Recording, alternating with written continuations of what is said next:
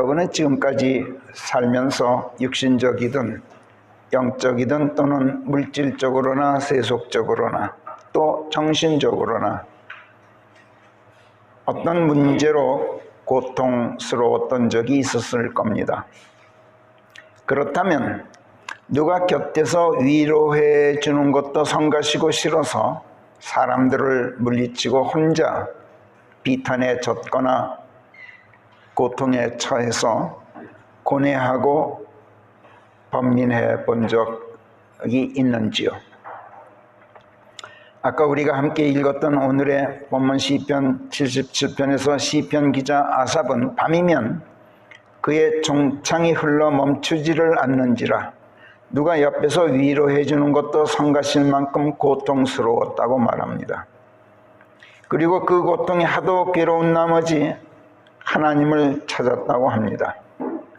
그렇다면 여러분도 그같이 누가 곁에서 위로해 주는 것도 싫어서 혼자 괴로워한 끝에 하나님을 기억해내고 진정으로 간절하게 그분을 찾아본 적이 있는지요? 그리고 하나님께서 여러분에게 귀를 주셨던 적이 있는지요? 시편 기자는 그가 하나님을 찾았더니 그분께서 귀를 주셨다고 증언합니다. 오늘 성령께서는 이 시편 77편 말씀들을 조명하시면서 우리로 하여금 이런 것들을 한번 곰곰이 생각해 보도록 인도하십니다. 밤이면 내 정창이 흘렀다.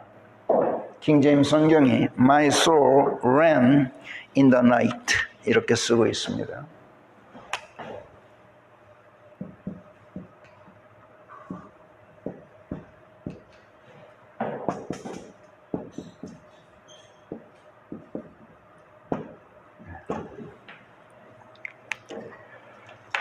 이것을 그대로 옮긴 것이 밤이면 내 종창이 흘렀나이다 입니다.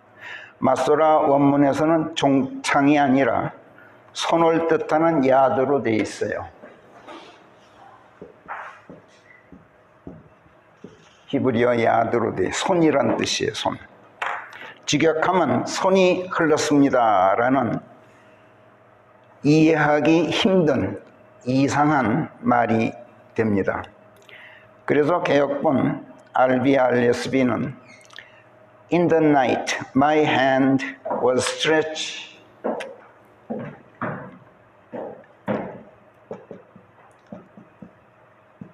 밤중에 my hand, 내 손이 was stretched out. 뻗쳐 있었다. Without weariness. 이렇게 고쳐놨어요. 개역본이. 그냥 원문을 완전히 뜯어고친 거예요. 지칠 줄 모르고 내 손이 밤중에 쭉 뻗어져 있었다. 이런 식으로 송두리째 원문을 바꿨어요.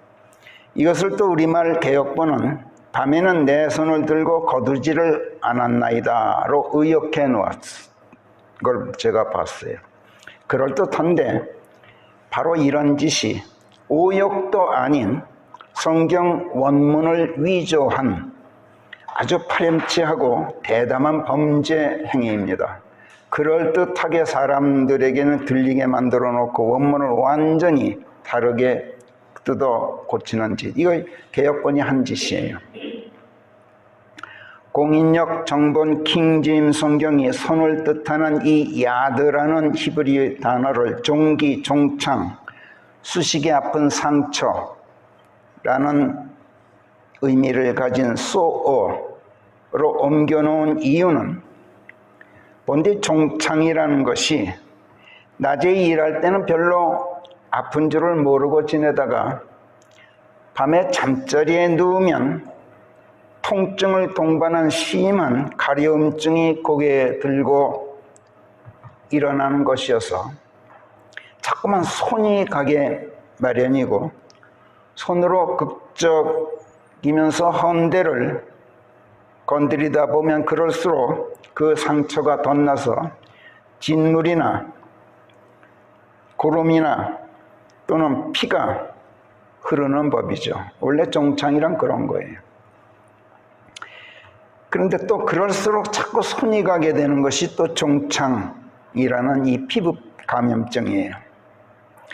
이것이 공인력 정본이 손을 뜻하는 히브리어 야드를 종기, 종창을 뜻하는 영어 단어 소어로 옮겨놓은 이유인데, 부스럼이나 종창 내지 문둥병 같은 이런 감염병으로 살갗이 헌 상처에서 진물이나 고름이나 피가 흐르는 이런 피부 질환을 바로 이렇게 말소렌이라고 표기했어요. 흐른다라는 말을 run이라는 달린다라는 영어 단어를 쓴 거예요. 과거형이기 때문에 ran이에요. run을 그런 용례로 쓴 경우는 굉장히 많아요. 킹제임스 성경에. 피가 흐른다, 물이 흐른다, 무슨 종창에서 진물이 흐른다, 고름이 흐른다, 다 run을 써요. 한킹이니 흠킹이니 하는 버젓이 킹제임스 성경이라고 타이틀을 붙인 우리말 역본들이 이 구문을 아픈 상처가 밤에 생겼다, 또는 밤에 고통이 있었다 등으로 의역해 놓았는데, 이것은 공인역 정본 킹제임스 성경이 사용하고 있는 run이라는 영어 단어의 용례를 잘 몰라서 그렇게 오역을 한 거예요. 그 사람들 성경을 제대로 읽지도 않고 번역을 했어요. 레위기 15장에 보면 딱히 나병이 문둥병이 아니더라도 살이 허는 종창 같은 피부 질환이 생겨서 고름이나 진물 내지 피가 흘러나오는 피부병을 불결하다, unclean하다 이렇게 규정하는 율법 규례가 나옵니다. 그 가운데 2절, 3절, 4절에 보면 이스라엘 자손에게 일러 그들에게 이같이 말하라. 어떤 사람이라도 그의 살에서 흘러나오는 유출병이 있으면, 여기서 흘러나오는 유출병을 running issue라고 쓰고 있어요.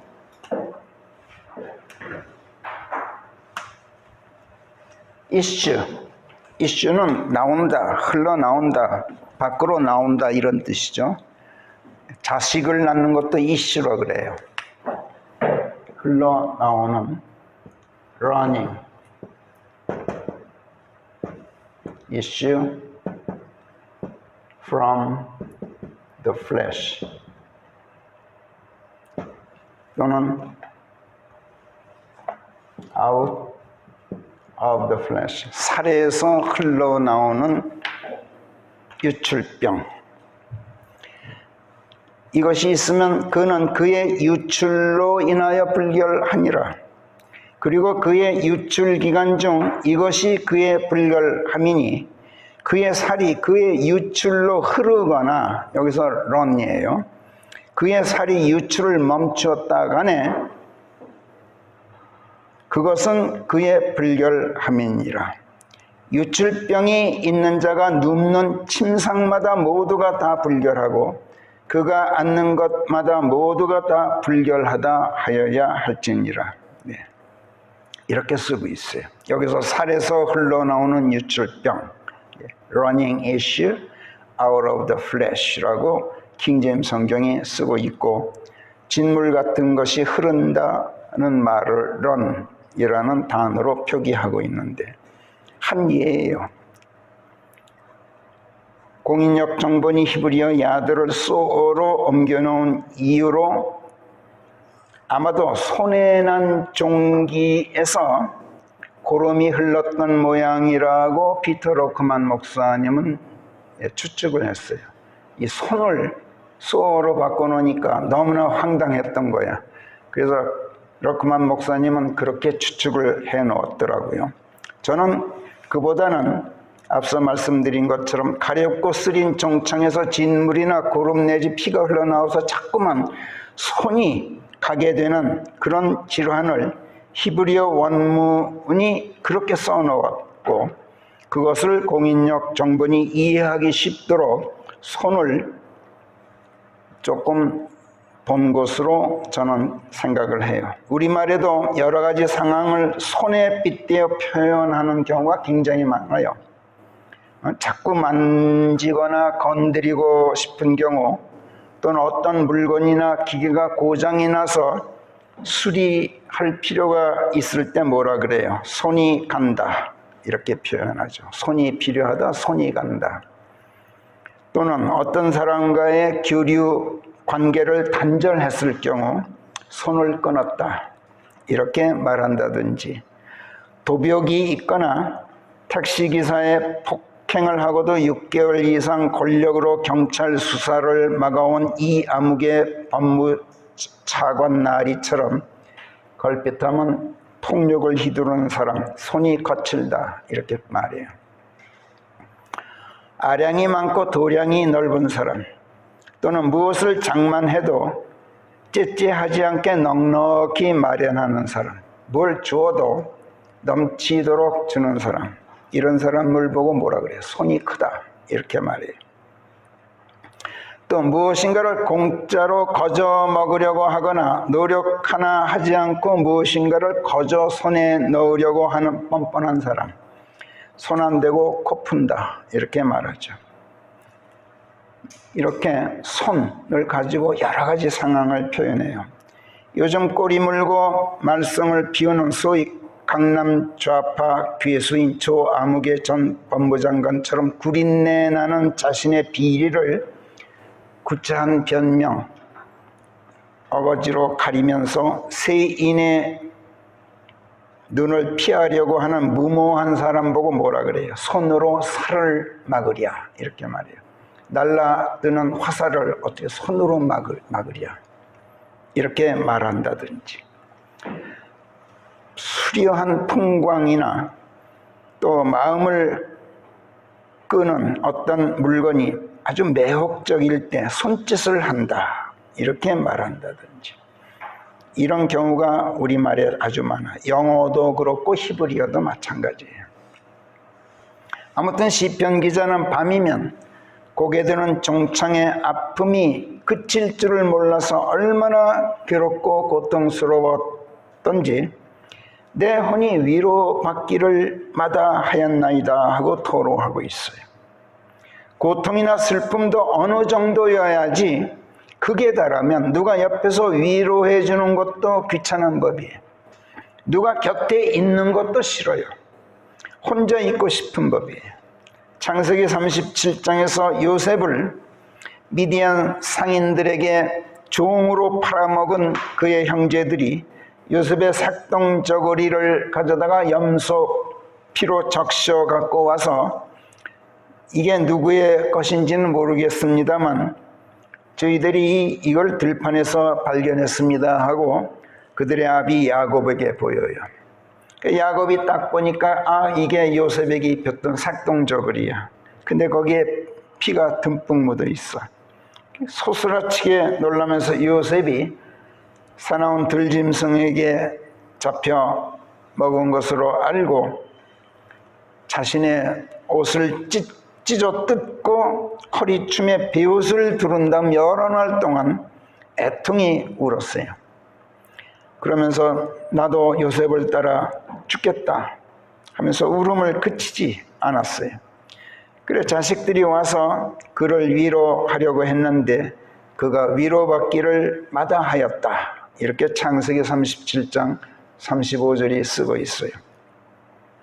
또 제 신하장수 우리야의 아내를 겁탈하고 그 신하장수를 일부러 사지로 보내는 그 야비한 트릭을 써서 전사하도록 술수를 쓴 다음 그 밧세바를 제 아내로 삼았던 다윗의 이루 말할 수 없는 비행을 보고 심히 불쾌해 하신 하나님께서 사무엘기하 12장에서 나단 선지자를 다윗에게 보내시죠.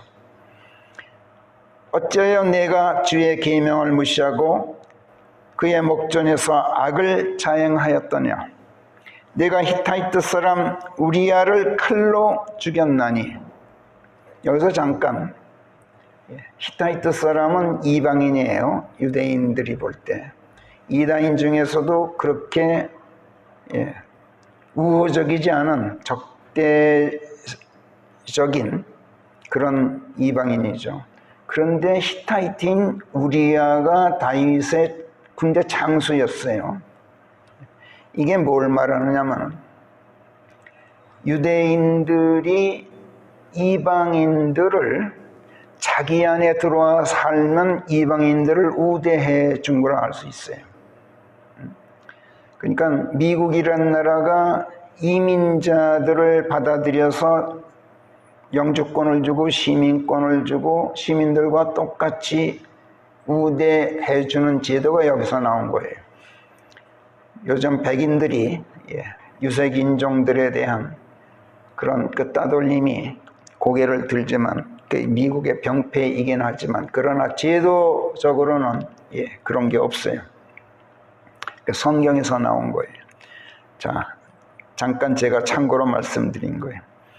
그래, 네가 히타이트 사람 우리야를 칼로 죽였나니 네가 그의 아내를 빼앗아 네 아내가 되게 하고 암몬 자손의 칼로 그를 살해하였느니라. 그러니까 암몬 자손과의 전쟁터로 보냈는데 우리야를 보내면 영락없이 죽을 걸 다윗이 알고 그의 사령관인 요압에게 명령하죠. 우리야 글로 보내라. 죽게 해요. 아주 야비한 트릭을 쓴 거예요. 다윗이 그랬어요. 그러므로 그 칼이 이제는 네 집에서 결코 떠나지 않으리니 이는 네가 나를 무시하고 히타이트 사람 우리아의 아내를 빼앗아 네 아내가 되게 하였음이라. 주가 이같이 말하노라. 보라, 내가 네 집에서 네게 재앙을 일으킬 것인즉 네 눈앞에서 내가 네 아들들을 빼앗아 그들을 네 이웃에게 주리니 이 해가 내려다보는 앞에서 그가 네 아들들과 눕게 네 아내들과 눕게 되리라. 네 아내들을 빼앗아 다른 자에게 줄 테니 그들이 네 아내들과 눕게 될 것이다. 너는 그 짓을 은밀히 하였으되 그러나 나는 온 이스라엘 앞에서 그리고 해 앞에서 이 일을 행하겠노라. 이렇게 하나님께서 아주 엄중한 징벌을 예고하셨어요. 훗날 압살롬이 다윗의 장자 압살롬이 반란을 일으키고 다윗의 후궁들, 첩들을 데려다가 겁탈을 했어요. 하나님의 이 징벌 예고가 그렇게 실현됐죠. 다윗이 나단에게 말합니다. 내가 주를 거슬러 죄를 지었소. 이렇게 자백했죠. 그런데 하나님께서는 그의 죽을 죄만은 이미 용서해 놓으셨어요. 그래서 그를 죽이지는 않기로 이미 결정해 놓으신 터였어요. 이렇게 엄중한 경고를 보내시면서도. 그렇지만 밧세바가 다윗에게 낳아준 첫 왕자를 죽이기로 결정하시고 그 아기 왕자를 치셨어요. 죽을 병에 걸리게 하셨어요. 어린아이를. 그러자 다윗이 왕자를 살려달라고 하나님께 간청을 합니다. 금식을 하고 들어가서 밤새도록 땅바닥에 엎드려 빌었어요. 식음을 전폐하고 그 왕궁의 원로 대신들이 달려들어서 다윗에게 와서 그를 일으키고 수라상을 받도록 강권했지만 다윗은 일어나려고 하지도 않고 밥상 받기를 거부하였다고 사무엘기하 12장 17절이 쓰고 있어요. 바로 이런 것이 위로받는 것조차 싫을 만큼 극도의 슬픔과 고통에 휩싸였을 때 나타나는 현상이죠. 또 예레미야 31장에 보면 하나님께서 장차 있을 어떤 비극적 사태를 예고하시면서 15절에서 이렇게 쓰고 있어요. 주가 이같이 말하노라. 한 음성이 라마에서 들렸나니 비탄의 소리요 비통한 울음소리라. 라헬이 자기 자식들 때문에 울고 있었나니 자식들이 있지 않았으므로 자기 자식들 때문에 위로받기를 마다하였도다 하고 말씀해요. 하나님께서. 여러분 귀에 익은 말씀이죠. 이 말씀은 장차 600여 년 뒤에 있을 일, 예수님의 출생과 함께 있게 될 일을 예언하신 하나님의 말씀이에요. 마태복음 서두에서 헤롯이 만행을 저지르게 될 비극적 사태를 예고하신 말씀이에요. 마태복음 2장 16, 17, 18절에 보면 이렇게 쓰고 있어요. 그 뒤 헤롯이 자기가 현자들에게, 동방박사들이죠, 우롱당하였음을 알게 되었으니 이때 그가 심히 노하여 사람들을 풀어 베들레헴과 거기서부터 전 지역에 걸쳐 자기가 현자들에게 캐물었던 때를 기점으로 2살 미만의 모든 아이들을 죽였더라. 선지자 에레미야에 의해서 전해졌던 바가, 앞에서 에레미야서 31장 말씀 제가 읽어드렸죠. 이렇게 에레미야에 의해서, 에레미야를 에레미라고 여기서 쓰고 있어요. 에레미야에 의해서 전해졌던 바가 이때 성취되었으니 이르기를 라마의 한 음성이 들려왔으니 비탄의 노래요 통곡이며 큰 애곡이로다. 제 자식들이 있지 않으므로 그들을 위하여 울고 있는 라헬은 누가 곁에서 위로해 주는 것도 마다하였도다 하였던 그 말씀이 성취된 것이더라. 이렇게 쓰고 있어요. 라마는 베델 근처에 있는 베냐민 지파의 한 성읍이고, 라헬은 여러분들이 잘 아시다시피 요셉과 베냐민의 어미였죠. 베냐민을 낳다가 죽은 야곱의 아내였어요. 예수께서 유다의 한 작은 고을 베들레헴에서 태어나셨는데 그 베들레헴의 옛 이름이 바로 라마예요. 라헬은 죽어서 라마에 묻혔어요. 베들레헴에 묻혔어요.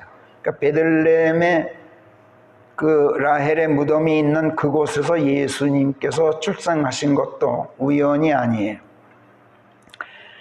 미가서 5장 2절에서 너 에프라타의 베들레헴아, 에프라타는 그 한 지방 이름이에요. 베들레헴아, 네가 비록 유다의 1천 족속 중에서 작을지라도 그럼에도 이스라엘을 다스릴 자는 네게서 배출되어 내게 나오게 되리니 그의 출현은 아주 옛적 영원부터였느니라.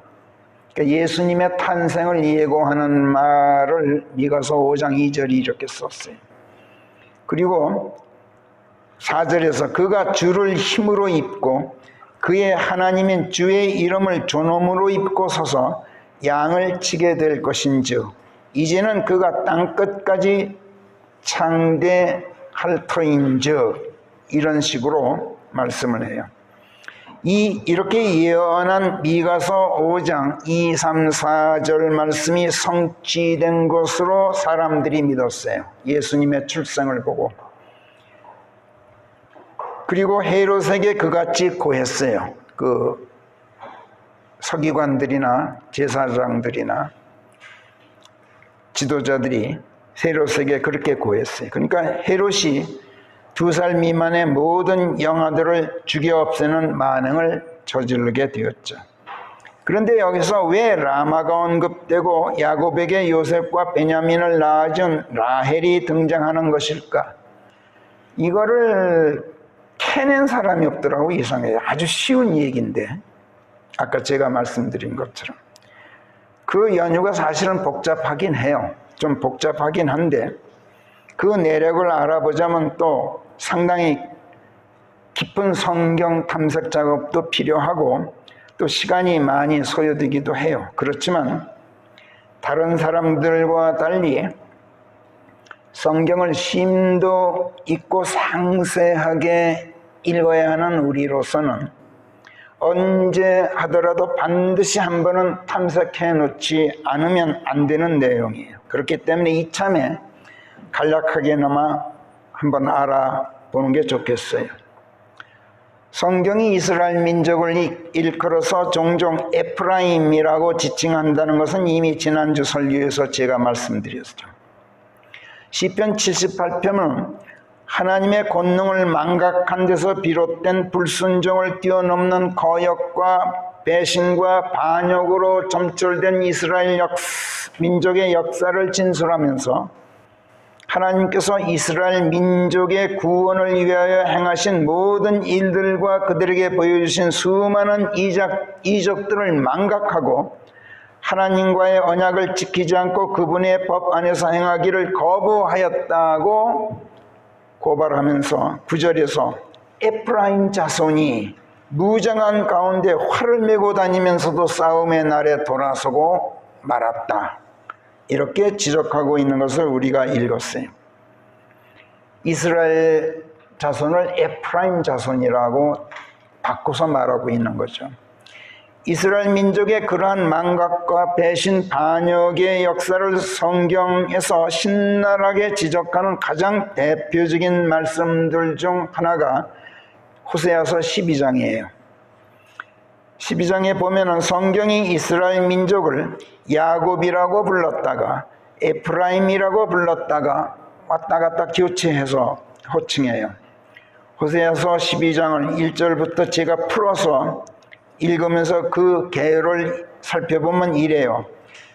에프라임이 매일같이 거짓말을 늘리는 바람에 스스로 자신의 황폐화를 촉진하고 있다. 주께서는 유다와도 분쟁 중이시어서 그의 길들대로 야곱을 벌하시고 그의 행실대로 응보하실 것이다. 야곱은 한낱 장사꾼으로 그의 손에는 눈을 속이는 저울이 들려있다. 그러면서 에프라임이 말하기를 보세요. 야곱, 에프라임 왔다 갔다 해요. 이스라엘 백성을 지칭하기. 누가 뭐라 해도 나는 부자가 되었나니 내가 나에게 재물을 얻어준 것인즉 내 모든 수고들이 죄들이었지만 이스라엘 백성이 스스로 혼자 하는 말이에요. 내가 지금까지 해온 짓들이 다 죄들이었지만 어찌됐든 내가 재물을 모았지 않느냐. 그래, 내가 부자가 되었으니 사람들은 내 안에 있는 패역을 하나도 찾지 못할 것이다 라고 너희가 말했다. 야곱이 시리아 지방으로 도망쳤나니 이스라엘이 한 아내를 얻으려고 종노릇을 하였고 야곱이 형 에서의 복수를 피해서 라반의 집으로 도망을 쳤죠. 그걸 말하는 거예요. 그리고 한 아내를 얻으려고 종노릇을 하였고 한 아내를 위해 양들을 쳤다. 그런데 하나님께서 한 선지자를 통해 이스라엘을 보세요. 야곱, 에프라임, 이스라엘 왔다 갔다 하죠. 이스라엘을 이집트에서 데리고 나오셔서 모세를 통해서 그가 한 선지자에 의해서 보존되었다. 그런데도 에프라임이 하나님께 도발하여 격분하시도록 하였나니 하나님께서 그가 흘린 피를 에프라임 위에 놓으시고 그가 끼친 치욕을 야곱에게 돌리시려는 것은 그래서다. 그렇죠? 그러니까 여기서 에프라임과 야곱이 왜 교체되는지 이제 우리는 다 알기 때문에 아주 쉽게 읽을 수가 있어요. 호세아서 12장 1절부터 14절까지만 제가 읽어드렸어요. 이스라엘 민족을 야곱과 에프라임으로 교차해서 지칭하는 아주 대표적인 예죠. 왜 그럴까? 문제는 그거예요. 왜 야곱을 에프라임이라고 불렀다가 이스라엘 민족을? 왜 그럴까? 알다시피 에프라임은 요셉의 두 아들 중 하나죠. 마나세의 동생. 그런데 창세기 48장에서 그들의 할아버지인 야곱이 죽으면서 그들을 축복을 했는데 그때 요셉의 두 아들을 자기 자식으로 손자를 아들로 입양을 했어요. 에프라임과 마나세를. 그리고 에프라임이 둘째인데도 장자로 승격을 시켜놨어요.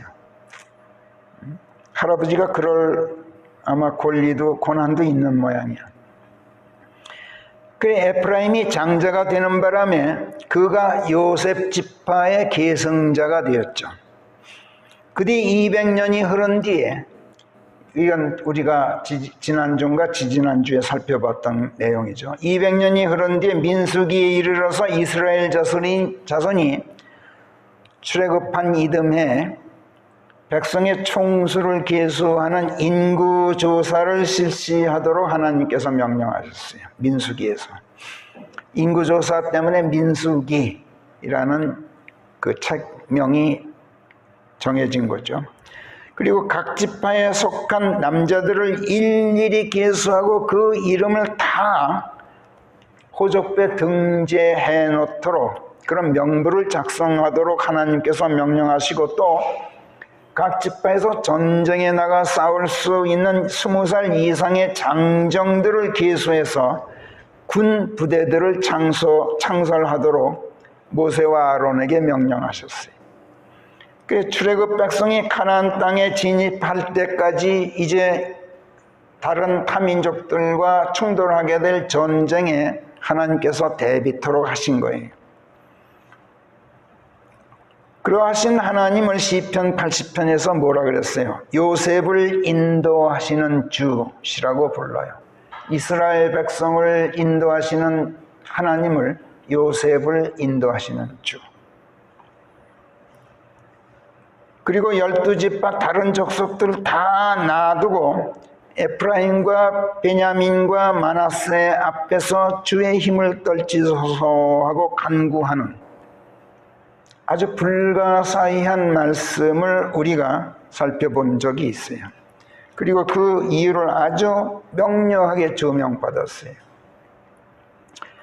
또 민수기 2장에서 각 지파별로 전쟁에 나가 싸울 수 있는 20살 이상의 장정들로 구성된 부대들을 4개 집단군으로 편성하고, 그 가운데 특별히 에프라임과 마나세 지파, 즉 요셉 지파와 베냐민 지파, 다시 말해서 라헬의 소생들로 편성된 제3군을 편성해서 서쪽의 대열을 갖춘 가운데 회중의 성막과 하나님의 증거궤를 책임진 레위 진영을 보호하는 특별 명령을 내리셨어요. 그것도 우리가 살펴봤어요. 그리고 라헬이 낳은 후손들이 하나님의 증거궤를 책임진 레위 진영을 지키는 부대였다는 데서 바로 시편 80편 1, 2절에서 오 이스라엘의 목자시여 귀를 주소서 양떼를 인도하시듯 요셉을 인도하시는 주여. 하나님의 증거궤를 보위하는 책임을 진 바로 그 부대를 인도하시는 하나님이시여 라고 불렀던 거예요. 그룹들 사이에 거하시는 주여. 그러니까 증거궤 위에 두 그룹이 서로 마주보고 있는데 그 사이에서 내가 내 음성을 들려주시겠다고 하나님께서 말씀하셨죠. 그러니까 그 그룹들 사이에, 그러니까 요셉의 자손들이 보위하는 그 증거궤에서 증거궤 사이에 그룹들 사이에 거하시는 하나님이시여 빛을 발하시옵소서. 모습을 드러내십시오. 오셔서 저희를 구원하소서. 에프라임과 베냐민과 마나세 앞에서 주의 힘을 떨치소서. 요셉 족속을 에프라임과 마나세 그리고 베냐민까지 포함시켜요. 왜? 라헬의 후손, 라헬의 소생이니까. 요셉과 베냐민이. 그러니까 베냐민은 항상 요셉과 한 묶음으로 붙어 다녀요. 성경에서. 이게 불가사의한 말씀이고 이 의문을 푼 주석자가 없지만 우리는 성경만 가지고 얼마든지 이 의문을 풀었어요. 베냐민은 요셉과 함께 라헬의 소생이었다는 점에서 요셉과 늘 한 묶음이었다는 것도 명심해 두세요. 성경을 읽으면서 조금이라도 뭔가 막히는 데가 있으면 재미가 없어져요. 그리고 다른 모든 깊은 진리들이 다 어둠에 덮여버리기 때문에 알만한 것은, 모르는 건 모르더라도 알만한 것은 반드시 성찰해야 돼요. 그래서 예수님께서 그러셨잖아요. 성경을 탐색하라. 그래서 요셉을 인도하시는 주여, 이 말씀은 하나님의 말씀이 담긴 성경을 지키는 책임을 진 에프라임과 마나세, 즉 요셉과 또 그와 한 묶음인 베냐민 지파로 편성되었던 군 부대를 지휘하시는 하나님이시여 라는 뜻이고, 요셉 지파가 또 베냐민 지파와 함께 성막과 그 안에 있는 증거계, 그리고 레위 제사장들을 보호하는 임무를 맡았다는 것은 이 지파들이 장차 성경을 순수하게 지키고 보존하는 책임과 또 바른 말씀을 선포할 책임을 지게 될 미래의 우리들 이방인 출신 그리스도인들을 예표하는 것이었다고 우리가 조명을 받았어요. 왜냐? 요셉과 베냐민은 다른 야곱의 다른 아들들과 달리 라헬 소생이면서 다른 아들들과는 전혀 다르게 이집트의 물을 먹은 형제들이었어요. 세상의 물을 먹은 아들들이었단 말이에요. 다시 말해서 이방인적 색채가 가장 농후한 야곱의 자식들이었어요. 이집트로 식구들을 다 데려갈 정도로. 그런데 이방인들의 물을 먹은 지파들에게 하나님께서 회중의 성막과 하나님의 증거계를 보위하는 책임을 맡기셨어요. 이게 뭘 보여주는 그림이냐면, 장차 성경을 하나님께서는 당신의 말씀을 원래 유대인들에게 주셨어요. 그렇죠? 그런데 그 성경을 신약시대로 와서는 이방인 출신 그리스도인들에게로 넘기셨어요. 우리들에게 넘기셨단 말이에요. 본디 유대인들에게 주어졌던 성경, 우리 이방인 출신 그리스도인들에게 성경을 지키고 순수하게 보존할 책무, 더 나아가서 바른 말씀을 온 세상에 선포하고 전파할 임무를 우리들에게 주실 것을 보여주는 그림으로 그렇게 하셨던 거예요. 몇천 년 전에 이미 그러셨어요. 그래서 양떼를 인도하시듯 요셉을 인도하시는 주여, 시편 80편 1절에서 구름 사이에 거하시는 주여 빛을 발하시옵소서, 오셔서 저희를 구원하소서, 에프라임과 베냐민과 마나세 앞에서 주의 힘을 떨치소서 하고 요청하고 있는 이 말씀은 시편 80편 1, 2절에서 결국 성경을 지키고 바른 말씀을 선포할 책임을 진 우리 그리스도인들을 인도하시는 주여, 그들이 지키는 성경 안에 거하시는 주여, 세상 사람들이 진리를 볼 수 있도록 그리스도인들 사이에서 빛을 발하소서, 그들 가운데서 선양되셔서 모습을 드러내소서,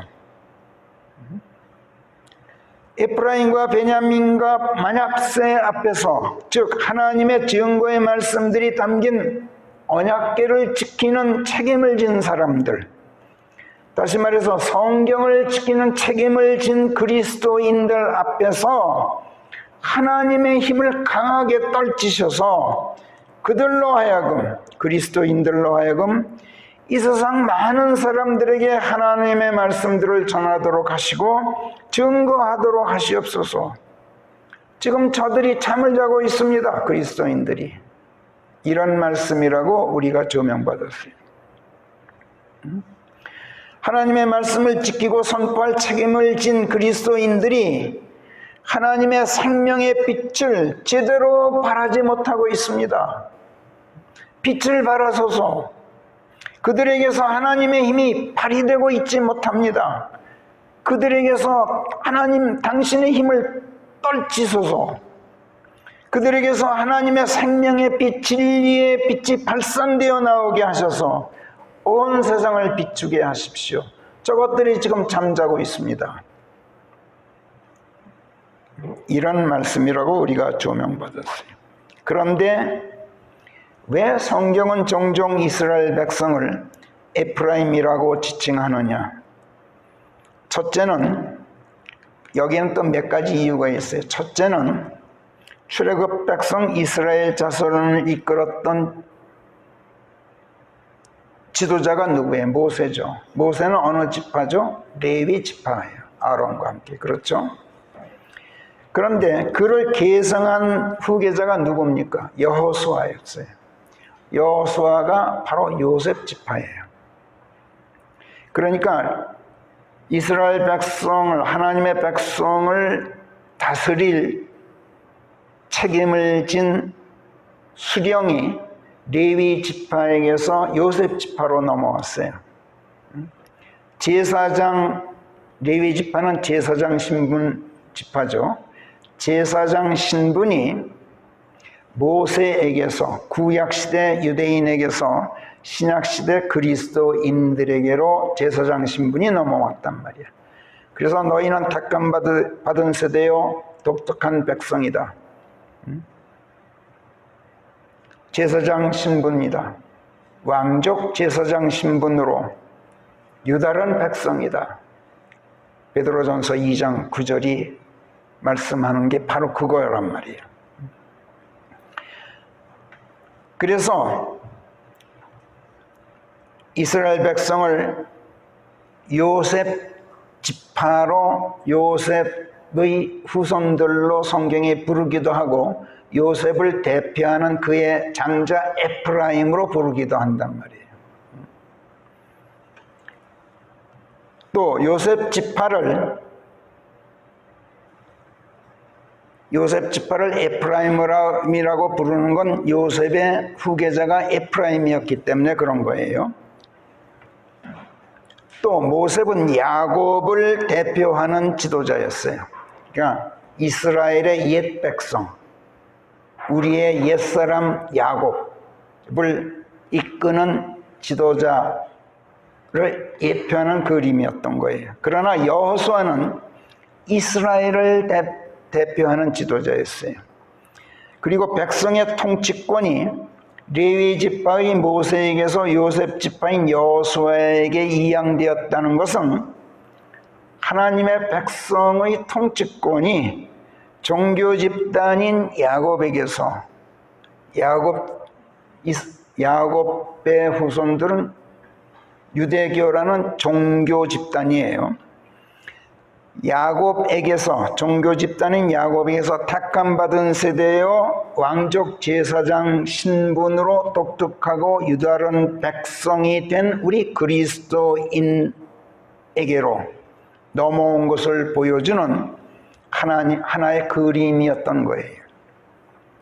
요셉은 오늘의 우리들 그리스도인들을 보여주는 모형이었던 거예요. 그런데 성경에서 요셉은 그의 두 아들 에프라임과 마나세로 또 대변되는 수가 많다는 것을 잊지 마세요. 그래서 하나님의 백성을 일컬을 때 야곱과 이스라엘 또는 야곱과 요셉 이렇게 부르다가도 또 이스라엘이나 요셉 대신에 야곱과 요셉의 아들들 이렇게 부르기도 해요. 오늘 우리가 살펴보고 있는 시편 77편에서도 15절에 보세요. 주께서는 주의 백성 야곱과 요셉의 아들들을 주의 팔로 구속해내셨습니다. 이렇게 말해요. 이 연유를 파악한 사람이 없어. 내가 다 뒤져봤더니.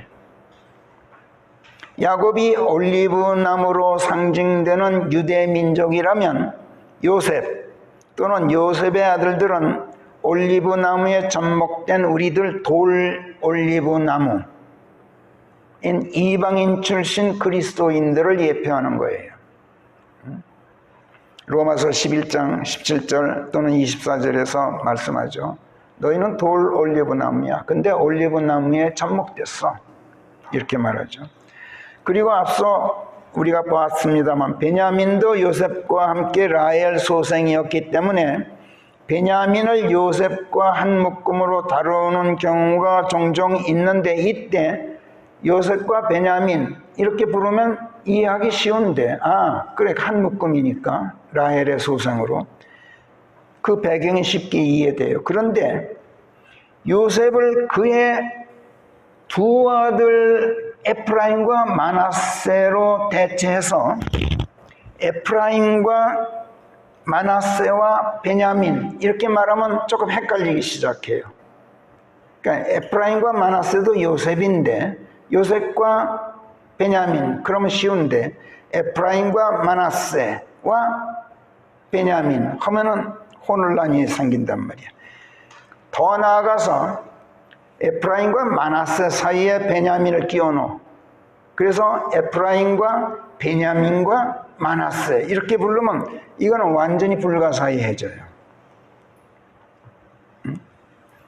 거의 불가사의해질 만큼 배경을 이해하기가 어려워져서 혼란을 야기하는단 말이에요. 이것을 우리가 지난주 오늘까지 아주 명쾌하게 성경에서 밝혀냈어요. 성령께서 지금 인도하고 계셔요. 그 예를 우리가 시편 80편에서 봤어요. 오 주 이스라엘의 목자시여 귀를 주소서. 양떼를 인도하시듯 요셉을 인도하시는 주여, 그룹들 사이에 거하시는 주여 빛을 발하시옵소서. 이렇게 1절에서 요셉 한 사람만을 언급하죠. 그러나 그 한 사람 요셉이 2절에 넘어가면 에프라임과 마나세와 베냐민 세 사람으로 분화해요. 그런데 에프라임과 마나세 사이에 베냐민을 끼워놓고 오셔서 저희를 구원하소서, 에프라임과 베냐민과 마나세 앞에서 주의 힘을 떨치소서. 하나님 우리들을 구원해 주십시오. 그 구원의 책임을 진 저 그리스도인들이 지금 잠을 자고 있으니 저들을 깨워 일으켜서 저들에게서 빛을 발하시고 저들 안에서 하나님의 힘을 떨치셔서 우리를 구원해 주십시오라고 지금 간구하고 있는 거예요. 자, 그런데 요셉과 베냐민은 라헬의 소생이야. 그리고 공교롭게도 라헬은 베냐민 지파의 한 성읍 라마에 묻혔어. 이것이 공교로운 것은 라마가 하필이면 예수께서 태어나신 베들레헴이기 때문에 그래. 이것을 성경이 창세기 35장 19절에서 이렇게 밝혀요. 라헬이 죽어서 에프라스로 가는 길목에 묻혔다. 그것이 지금의 베들레헴이다. 이렇게 말해요. 또 야곱이 죽으면서 임종하고 있는 자기 자식들에게 이런저런 많은 이야기들을 하면서 창세기 48장 7절에서 이렇게 말해요. 내 이야기를 하자면 이러하다. 내가 파단에서 나오자 가나안 땅에서 라헬이 도중에 내 곁에서 죽었다. 그래서 조금만 더 가면 에프라스에 이르는 곳에서 그녀가 죽었는데 내가 그녀를 에프라스로 가는 길목에 묻었다. 거기가 바로 베들레헴이다. 이렇게 자식들에게 알려줘요. 헤롯이 베들레헴에서 태어나신 아기 예수를 죽이려고 2살 이하의 모든 어린 아기들을 삭출해서 몰살시켰던 것은 장차 예수 그리스도로 인하여 죽임당하게 될 우리 그리스도인들, 즉 요셉과 베냐민으로 예표되고 있는 그리스도인들이 죽임당하게 될 것을 보여주는 그림이었던 거예요. 그리고 헤롯에 의해서 어린 아기들이 죽임당했던 것은 팔레스타인 땅 에프라타 지방의 베들레헴에서 태어나신 아기 예수께서 죽임당하신 것을 보여주는 그림이었던 거예요. 그분과 함께 요셉과 베냐민이 함께 죽임당한 것이고 또 그리스도인들이 죽임당한 것과 마찬가지였던 거예요. 어린아기들이 죽은 건. 그래서 요셉과 베냐민을 낳은 라헬이 베들레헴에 묻힌 무덤 속에서도 슬퍼서 애통하게 울면서 애곡하는 소리가 라마에서 들려왔다고 에레미야서 31장 15절이 쓰고 있는 거고, 이것을 마태복음 2장 18절이 인용하고 있었던 건데, 그 비탄이 이루 말할 수 없이 고통스러운 것이어서 누가 곁에서 위로해 주는 것도 라헬이 마다하였다, 이렇게 말씀하고 있는 거예요. 그리고 또 시편 기자가 여기 시편 77편 2절에서 밤이면 그의 종창에서 진물이 흘러나와 멈추지를 않는 가운데 누가 위로해 주는 것도 싫을 만큼 그 고통이 쑤시게 아파서 그 고난의 날에 내가 하나님을 찾았다, 이렇게 토로하고 있는 거예요. 여러분, 말이 종창이지 종창쯤이라면, 종창의 아픔이라면 참고 견뎌요. 그렇죠? 그런데 살의 종창, 육신의 병이 아니라 마음의 종창, 마음의 아픔이라면 비탄에 젖어 고뇌하고 번민해도 그 아픔을 참지 못해서 한강다리도 찾아가는 법이에요. 원래 그런 거예요. 오늘 서두에서 여러분에게 제가 물었듯이 다시 묻습니다만, 여러분은 누가 곁에서 위로해 주는 것도 마다할 만큼 그렇게 비탄에 젖어서 사람들을 물리치고 혼자 고뇌하고 번민하면서 애통이 울어본 적 있으세요? 제가 볼 때는 한 사람 한 사람 제가 어젯밤에 다 한번 머릿속에 그려봤는데 없는 것 같아요. 우리 식구 중에는. 모르겠어요. 딱히 무슨 아픈 쪽이나 마음의 상처, 혼의 아픔이 아니라 몸의 병 때문에라도, 또는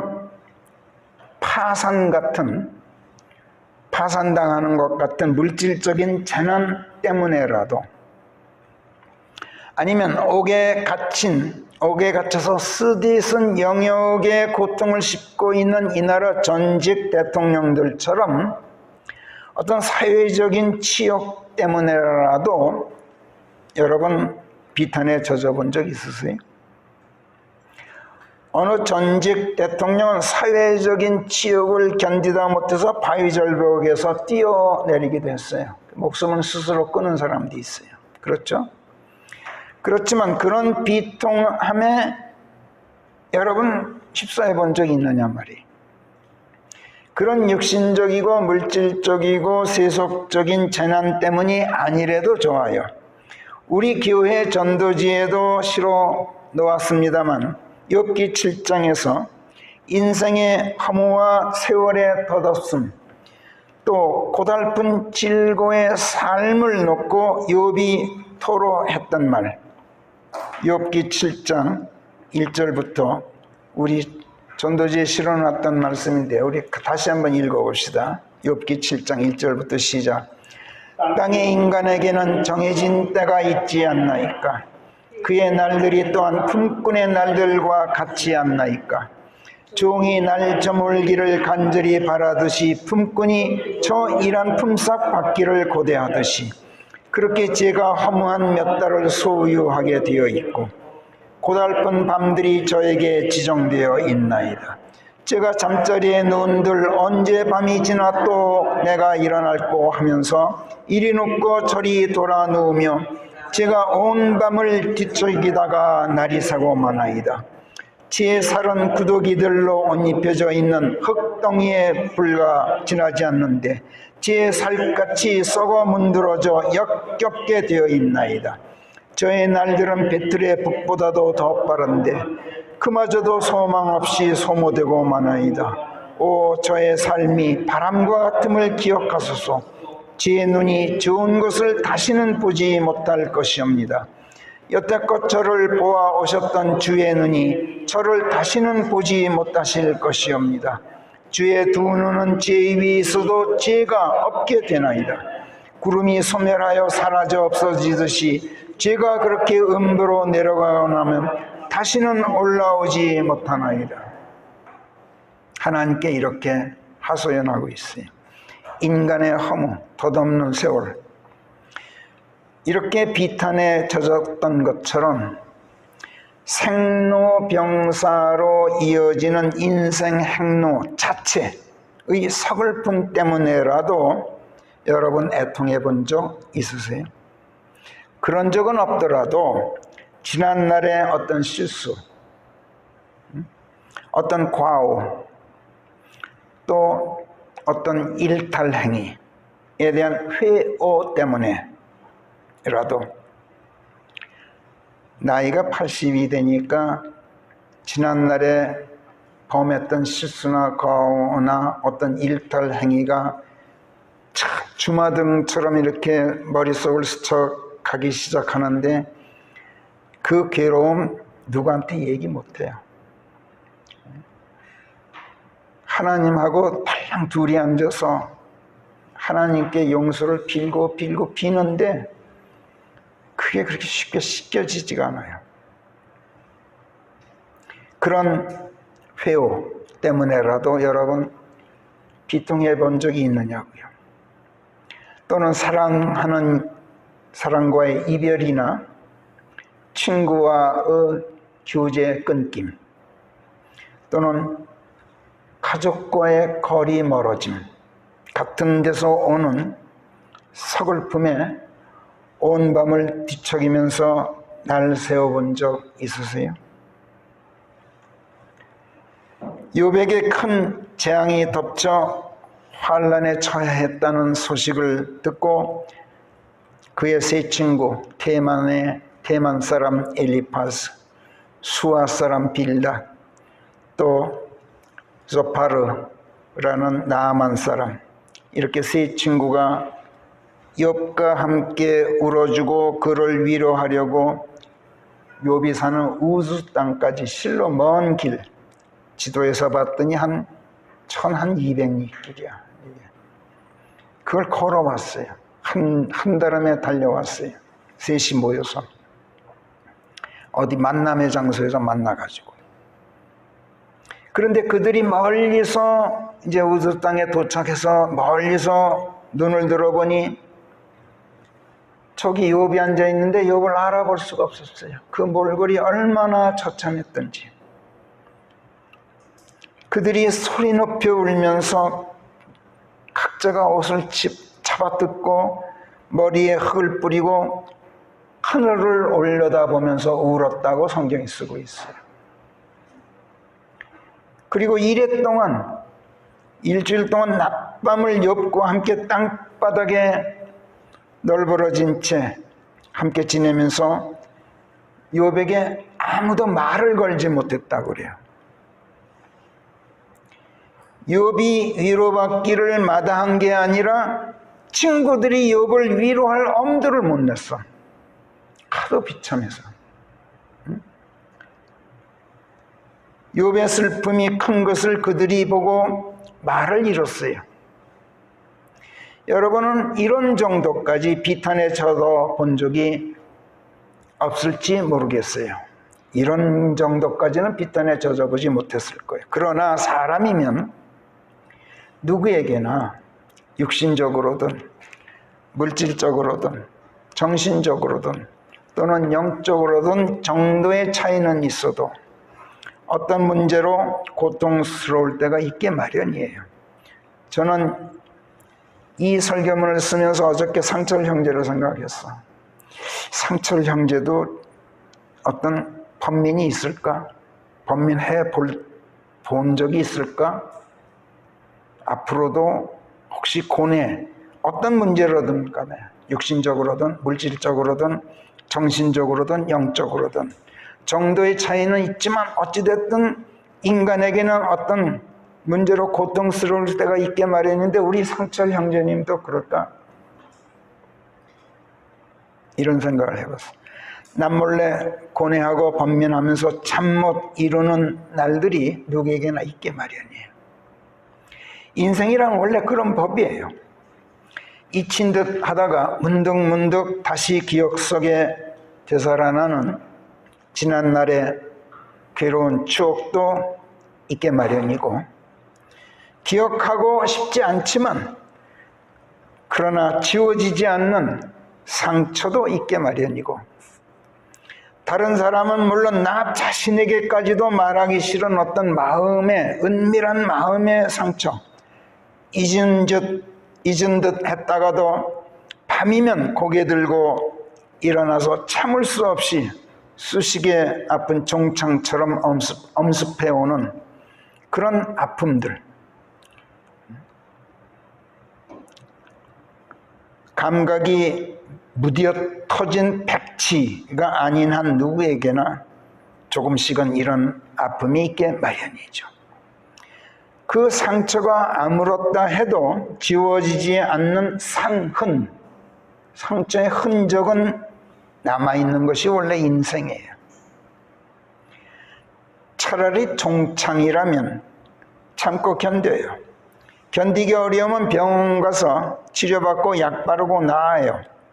그러나 마음의 상처, 영혼의 아픔은 심리치료사를 찾아가고 정신병 의사를 찾아가도 낫질 않아요. 그런 마음의 상처를 여러분 우리가 어떻게 치유할까요? 성경도 잠언 18장 14절에 보면은 우리 같이 읽어봅시다. 시작. 병은 사람의 영이 지내는 법이지만 그러나 상한 영은 누가 참고 지낼 수 있으랴. 병은 몸에 지닌 채 그냥 함께 살아가요.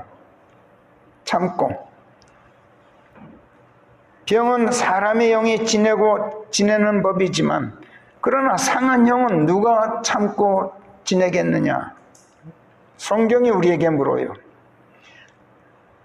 늙어 죽을 때까지 육신적으로 완벽하게 건강한 사람은 참 드물어요. 저도 7순 때까지는 거의 완벽하리만치 건강했어요. 근데 그 뒤로 고혈압이니 당뇨니 하는 질환들이 생기더라고요. 8순이 지나자 척추 협착증이니 무슨 백내장이니 하는 질환들이 또 추가돼요. 약을 먹죠. 그러나 치료 목적이 아니에요. 증상 악화 속도를 조금이라도 늦춰보려고 약을 먹는 거예요. 그리고 그런 것들을 몸에 지닌 채 그것들과 함께 살고 있어요. 의사도 그렇게 얘기해요. 그냥 함께 가세요. 이렇게 얘기해요. 치료 안 된다는 거예요. 그런데 만약 영이 병들었다면 그러고도 그것을 지닌 채 참고 상한 영을 안고 함께 살아갈 수 있겠느냐고 지금 잠언 18장 14절이 묻고 있어요. 우리에게. 은전 6개 예수님을 팔아먹은 그 영혼의 아픔을 견디지 못해 목매달아 죽은 유다 이스카리옷을 보건대 저도 마음의 고통만큼은 참고 견딜 수 있을 것 같지가 않아요. 그렇다고 해서 유다처럼 이 나라의 어느 전직 대통령이나 서울특별시 어느 시장 나리처럼 스스로 목숨을 끊는 것만이 능사는 아니겠죠. 그래서 시편 기자도 여기 77편에서 고난의 날 하나님을 생각해냈다. 그분을 향해 울부짖으면서 하소연을 하였다. 이렇게 고백을 하고 있는 거예요. 놀랍게도 하나님께서 귀를 주시고 그의 하소연을 들어주셨다고 또 증언을 해요. 여러분은 어떠세요? 고난의 날 하나님을 생각해내세요?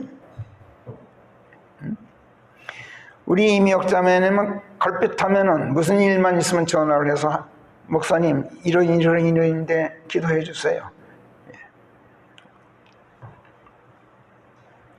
걸핏하면 하나님을 생각해 우리 이미옥자매님. 저는 그때마다 얼마나 하나님께 감사하는지 몰라. 그리고 혼자 기도하면서 그 고마움에 제가 울어요.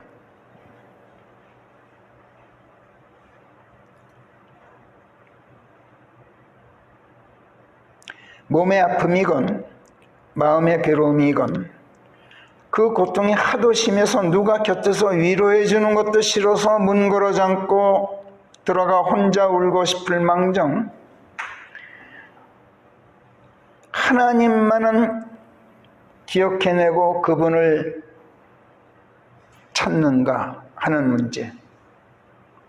그리고 다른 사람 다 물리치더라도 하나님하고만, 다른 분은 몰라도 우리 하나님하고만 단둘이 있고 싶을 때, 그때가 여러분 혹시 있느냐 말이에요. 병들어 알아눕게 되면 평소 가까이 지내던 사람들이 모두 떠나가고 병상에 혼자 누워있는 나는 하나님하고만 달랑 둘이 있게 된다. 이것은 고난에 처한 하나님의 자녀만이 누릴 수 있는 크나큰 행복이다. 하나님의 자녀가 고난당할 때라는 책을 쓴 저자 호레이시어스 보나르 목사님이 한 말이에요. 우리 성경에도 그 목사님이 쓰고 작곡한 찬송가들이 몇 곡 실려 있어요. 슬프고 괴롭거나 외로울 때, 참을 수 없이 몸이 아프거나 또 마음이 쑤실 때 부르짖고 하소연할 수 있는 하나님이 내 곁에 계시다는 것, 이거 얼마나 다행인지 아세요? 더구나 하나님께서 내 신음소리에 귀를 기울여 주시고 내 기도에 무엇인가 응답까지 해 주신다면 이거야말로 큰 행복이죠. 슬프거나 괴로워서 잠 못 이루는 밤, 이리 눕고 저리 뒤척이면서 주께서 제 두 눈을 잠 못 들게 붙들고 계십니다. 제가 하도 괴로워서 입을 열 수도 없습니다 하고 불평은 하지만, 그러나 이런 불평은 불평이라기보다 가까이 다가와서 어루만져 주시는 그 하나님의 따뜻한 손길을 느끼면서 울음을 터뜨리고 감사를 표하면서 내뱉는 하나의 앙탈 정도예요. 잠자리에 누워서 아픔과 고통으로 번민하고 고뇌하다 보면 어릴 적부터 지금까지 지내온 날들을 회상하면서 하나님께서 지금까지 나를 이끌어오신 족족들이 어떤 것들이었는지 기억을 되살리면서 곰곰이 생각하게 돼요. 시편 기자가 그랬어요. 그러면서 그는 설마 주께서 나를 영영 내치기야 하셨으랴. 설마 하나님께서 은총 베푸시기를 그치기야 하시겠느냐. 설마 하나님의 자비가 영영 사라져버리기야 하였으랴. 하나님의 약속이 무의가 되리야. 하나님께서 노하셨다 해도 그분의 따뜻한 손길을 영영 거두어드리기야 하셨으랴 하고 혼자 생각해 보다가 문득 곁에 와 계시는 하나님을 발견해요. 그리고 레마디로 비명을 지르듯 이것이 내 병이로구나 하고 깨닫게 되었다고 고백하고 있어요. 하나님을 발견하고 이게 내 병이로구나. 지금까지 나를 이끌어 오신 하나님의 손길을 더듬어 보고 그분께서 나를 위하여 해 오셨던 일들을 회상하면서 겨우 생각한다는 것이, 그래, 하나님께서 나를 영영 버리지는 않으시겠지. 하나님의 자비가 조금은 남아있겠지. 하나님께서 은총의 수도꼭지를 완전히 꽉 잠그지는 않으시겠지. 겨우 생각한다는 것이 이 정도냐? 하나님의 약속이 휴지 조각이 되지는 않겠지 하는 생각. 이 무슨 궁색하고 옹졸한 참 별 볼 일 없는 이 자위인가. 호흡하는 숨길이 내 피부에 느껴지 하나님께서 숨쉬는 그 숨소리가 내 피부에 와 닿는 것을 느낄 만큼 내 곁에 가까이 다가와 계신데, 그런 하나님의 체온을 내가 느끼면서 지금까지 그분께서 나를 위해 행해 오신 일들을 되돌아보면 그 엄청난 자비, 그 엄청난 은총들, 그 뜨거운 사랑, 이루 헤아릴 수 없이 관대한 그 배려심, 거기에 그만 내가 압도되어서, 시편 기자가 그렇게 말하고 있죠. 제가 압도되고 말았나이다. 내가 그만 overwhelmed.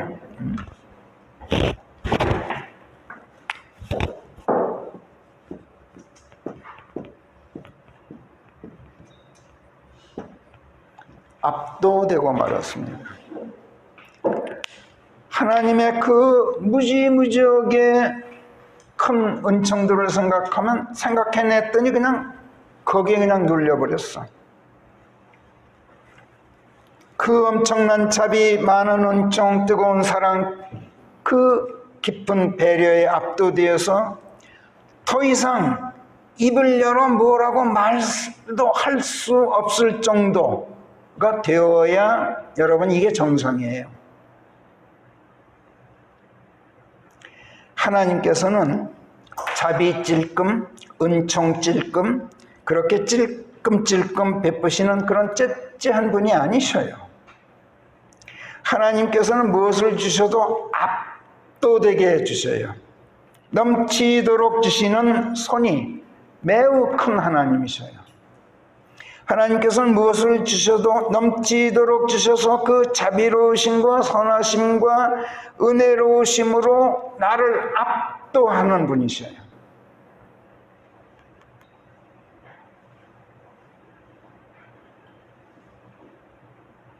그래서 다윗도 시편 23장 5절에서 그 유명한 제 잔이 넘치나이다 하고 말씀드려요. 하나님께서 지금까지 내게 베푸셨고 지금도 베풀고 계신, 그리고 앞으로도 그렇게 계속 베푸실 그 선하심과 자비들과 은총들을 생각하면 압도되어야 마땅해요. 그런데 왜 고난의 날, 왜 하나님을 찾지 않는가? 밤이면 종창에 아픔이 고개 들고 일어나서 그 고통 속에서 고뇌하고 번민하면서 왜 하나님의 이름은 불러 의탁하지 않느냐 말이에요. 언제라도 즉각 곁으로 다가와 어루만져 주시는 그 은혜롭고 온후하신 하나님을 왜 저 멀리 하늘에 유폐시켜 놓고 있느냐 말이에요. 하나님께서는 하나를 청하면 둘을 주시고 둘을 청하면 셋을 주시는 분이에요. 왜 그렇게 넘치도록 주시는지 아세요? 성령께서 고린도후서 4장 15절에서 바울의 입으로 그 이유를 말씀하죠. 우리가 벌써 오래전에 공부했던 거예요. 고린도후서 4장 15절 보세요. 같이 읽읍시다. 그 넘치는 은혜가 많은 사람들이 드리는 감사들을 통하여 하나님의 영광으로 되돌아가기 하기 위함이니라. 하나님께서 내게 넘치도록 주셔서 그 넘치는 것이 내 이웃들에게 돌아가요. 나눠 가져요. 넘치는 걸 어떻게 해? 버릴 수는 없잖아. 곳간이 넘치는 걸 어떻게 해? 곳간 문 열어야지. 그러면 많은 사람들이 감사하죠. 내게도 감사하지만 하나님께 감사를 해요. 그 많은 사람들이 드리는 감사로 하나님 자신이 영광 받으시도록 하려고 내게 넘치도록 주시는 분이에요. 그래서 우리가 어떻게 배웠어요? 넘치는 거를 내도 곳간문을 열지 않으시면 하나님께서 더 주지 않으신다 그랬죠. 내 은혜가 내게 족하다 그러고 더 안 주셔요. 그래서 은혜는 항상 순환된다 그랬어요. 하나님의 은혜는 내게 부어주고 나가고 부어주고 나가고 부어주고 나가고, 퍼주면 퍼줄수록 몇 배로 더 주셔요. 그게 하나님이시죠. 참 손이 크셔요, 그분은. 넘치기 때문에 다른 사람에게 나누어 주라고. 그래서 나를 통해 받은 많은 사람들이 하나님께 감사를 드리라고. 이로써 하나님께서 영광 받으시려고 내게 넘치도록 주시는 하나님. 그 하나님을 왜 찾지 않느냐고. 왜 그분을 찾지 않고 그분의 이름을 불러 의탁하지 않느냐 말이에요. 몸도 아프고 물질의 고난도 당하고 마음의 슬픔도 있고 또 영의 괴로움도 있는데, 어떤 고난이든 고난은 하나님을 찾고 그분께 부르짖으라고, 그리고 넘치도록 베푸시는 하나님의 은총들을 놓치지 말라고 주시는 하나님의 또 다른 은혜예요. 고난은.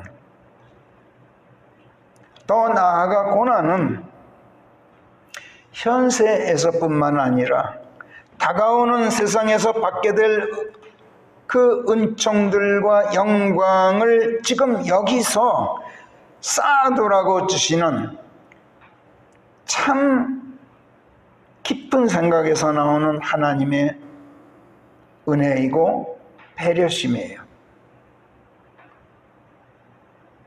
그래서 성령께서는 고린도후서 4장 15절에서 넘치는 은혜가 많은 사람들이 드리는 감사들을 통하여 하나님의 영광으로 되돌아가게 하기 위함이다, 이렇게 말씀하신 다음 17절에 가서 그리하여 한순간에 불과한 우리의 가벼운 고난이, 즉 현세에서 당하는 고난은 길어봤자 그까짓 건 몇 년 돼요. 내가 100년을 산다. 100년 동안 알아봤자 긴 세월 같지만 겨우 100년에 지나질 않아. 그냥 가벼운 고난이야. 뭘 생각하면? 앞으로 살게 될 영원한 생명을 생각하면 100년? 그거 잠깐 아니에요.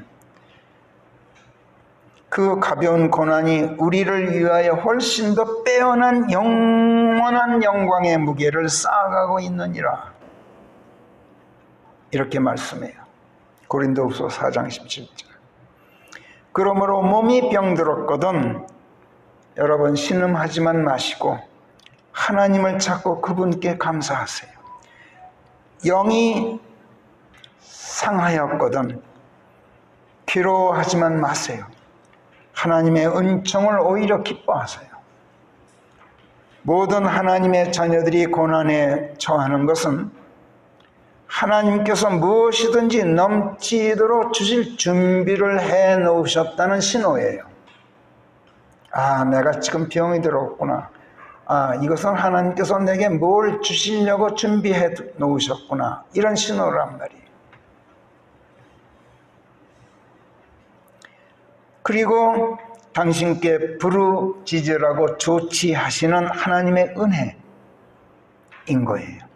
또 나아가 고난은 여러분 혼자 받아 누리지 마세요. 받은 은혜들 다른 사람들에게 나누어 줄 수 있는 사람이 되라고 하나님께서 고난을 주시고 또 넘치도록 주셔요. 그래서 받은 사람들의 감사들로 하나님께서 영광 받으시도록 하는 그런 사람이 되라고 이끄시는 하나님의 손길, 그것이 우리가 고난에 종종 처하게 되는 이유인 거예요. 여러분 몸이 병들었어요? 마음에 상처 입으셨어요? 밤이면 종창이 흘러서 멈추지를 않습니까? 하나님을 생각하고 그분을 찾으세요. 하나님의 권능의 오른손이 이끌어 오신 세월들, 또 지금도 이끌고 계신 그 손길을 단연코 잊지 말고 지금까지 나를 위해서 행하여 오신 하나님의 이적들을 꼭 기억하고 있겠습니다. 묵상하고 있겠습니다라고 시편 기자가 말한 것처럼 그것들을 나 자신에게 들려주고 또 내 곁에 있는 이웃들에게도 이야기하세요.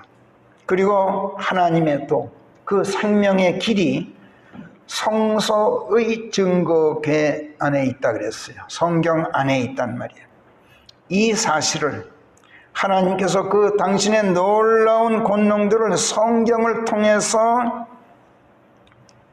내게 선명하게 보이도록 해놓으셨다는 것을 우리가 잊지 말아야 돼요.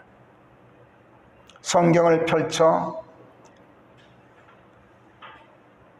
놓으면 곁에서 들으시는 하나님, 또 응답하시는 하나님, 거기서 발견하게 돼요. 넘치도록 주시는 하나님의 권능을 힘입게 돼요. 그리고 여러분, 이때 하나님의 그 은총들에 우리 한번 압도되는 경험을 우리 해보기로 해요. 기도하겠습니다. 하나님 아버지, 니라서 저희들의 하나님처럼 위대한 신이겠나이까 하는 시편 기자의 고백에 저희들은 전적으로 동의합니다. 그런데도 저희들을 생명으로 이끄시는 하나님의 길이 성경 안에 있고 저희들을 위해 이적들을 행하시는 하나님의 권능이 성경을 통해서 선명하게 발휘되는 것을 저희가 잘 모르거나 가볍게 여기거나 망각하고 지내왔던 것을 고백합니다. 하나님, 저희들의 어리석음과 망각하기 잘하는 또 저희들의 진지하지 이 못함을 불쌍히 여기시고 저희들의 무지와 생각 깊지 못함을 용서해 주시며 더 나아가 하나님의 권능을 가볍게 여기는 오만함을 어떤 식으로든 휘투리로 쳐서라도 바로 잡아주시옵소서. 씨 뿌리는 자에게 씨를 나누어 주시는 하나님, 저에게 빵을 주셔서 먹도록 하실 뿐만 아니라 저희가 뿌린 씨를 번성토록 하셔서 저희들의 의의 열매들이 늘어나도록 해주시고 모든 점에서 부유해진 가운데 다른 많은 사람들에게도 한껏 후한 온정을 베풀게 되어서 저희들을 통하여 하나님께 드려지는 많은 감사들이 불러일으켜져 하나님께 영광 받으시게 하는 저희들 한 사람 한 사람이 되기를 원하오니 하나님, 저희들이 병들고 고난에 처하더라도 도리어 하나님의 더없이 큰 자비와 많은 은총들이 저희들 안에 있음을 사람들이 보고 저들이 흠모할 뿐만 아니라 또 저희들을 위해서 기도해 줌으로써 한층 더 많은 영광 아버지 하나님께 돌려드리는 하나님의 신실한 자녀들로 저희들을 그렇게 만들어 주시옵소서. 지금까지 또 지금도 그리고 앞으로도 저에게 베푸실 이루다 말할 수 없는 아버지 하나님의 선물들에 대하여 깊은 감사를 드리며 우리 주 예수 그리스도의 이름 안에서 기도하옵나이다. 아멘.